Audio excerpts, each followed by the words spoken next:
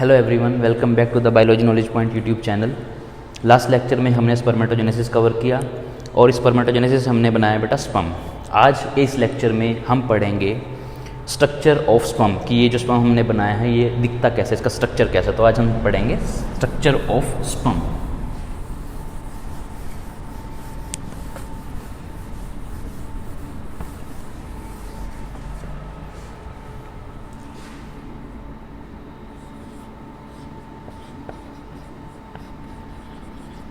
Structure of sperm, ठीक है बेटा, शुरू करते हैं। ये आपके स्पर्म का मैंने बनाया बेटा हेड।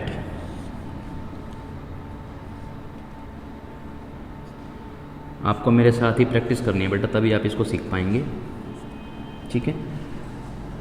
देन मैंने बनाया इसका नेक वाला रीजन,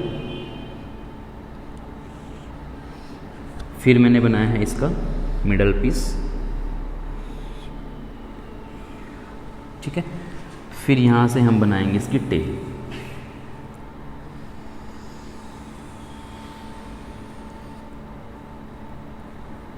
ठीक है। करें लेबलिंग, ठीक है। इसको हम बोलते हैं हेड, ठीक है। इसको हम बोलते हैं बेटा नेक। दिस इज मिडल पीस, ठीक है। ये है बेटा टेल। आपके स्पर्म की स्ट्रक्चर के ऊपर एक मेम्ब्रेन प्रेजेंट होती है बेटा, इसके ऊपर, इसको हम बोलते हैं प्लाज्मा मेम्ब्रेन। लाइक ऐसे एक मेम्ब्रेन प्रेजेंट है,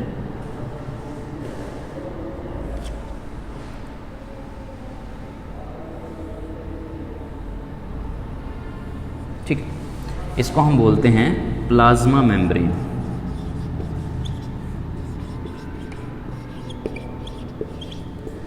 ठीक है।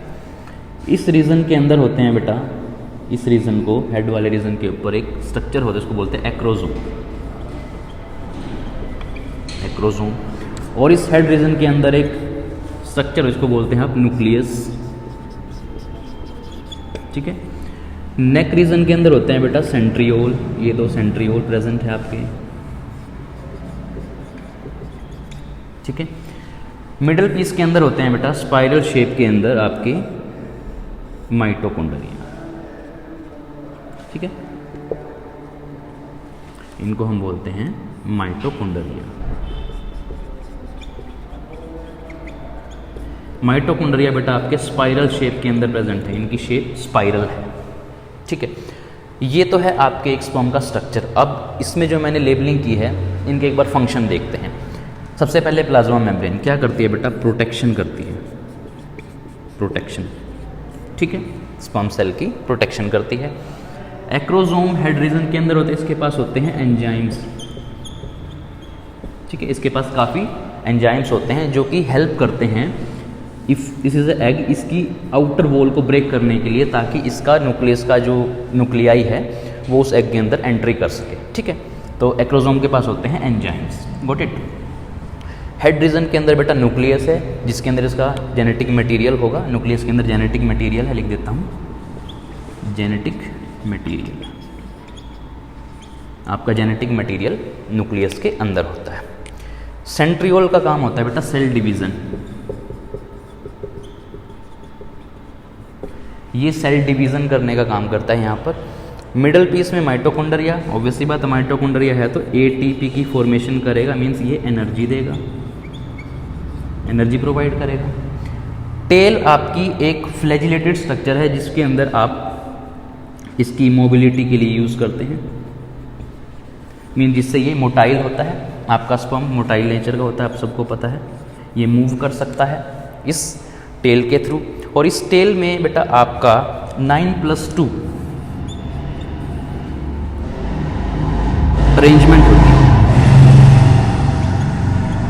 9+2 माइक्रोट्यूब्यूल की अरेंजमेंट होती है इसके अंदर। माइक्रोट्यूब्यूल 11th क्लास का टॉपिक है, मैंने 11th क्लास के टॉपिक में cell the unit of life chapter में पढ़ा है, आप वहाँ पे जाके देख सकते हैं 9+2 क्या है।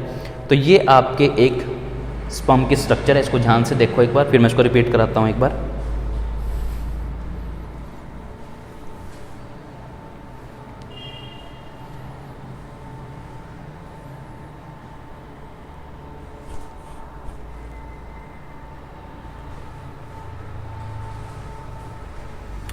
ले लिया बेटा स्क्रीनशॉट। चलो अब इसको देखते हैं अच्छे से। स्ट्रक्चर ऑफ स्पर्म, जो हमने लास्ट टॉपिक पढ़ा वहाँ से हमने स्पर्म बनाया था, और स्पर्म इस स्ट्रक्चर के अंदर हमने स्पर्म बनाया है। देखो क्या है, ये एक हेड रीजन है, ये नेक है, ये मिडल पीस है, ये टेल है, ठीक है। हेड रीजन के अंदर एक्रोसोम है जिसके पास एंजाइम होते हैं, हेड रीजन के अंदर न्यूक्लियस है जिसके पास इसका क्रोमेटिन मटेरियल होता है, नेक के पास सेंट्रियोल है जो सेल डिवीजन करते हैं, मिडल पीस के पास माइटोकॉन्ड्रिया जो कि इसको एनर्जी प्रोवाइड करती है, टेल के पास बेटा 9+2 अरेंजमेंट के माइक्रोट्यूब्यूल फिलामेंट होते हैं जहाँ से ये मोबिलिटी में हेल्प करता है, मोटाइल नेचर का होता है, प्लाज्मा मेम्ब्रेन्स की प्रोटेक्शन करती है। तो this is all about the structure of sperm. आप इसको प्रैक्टिस करें बेटा अच्छे से। Thank you so much.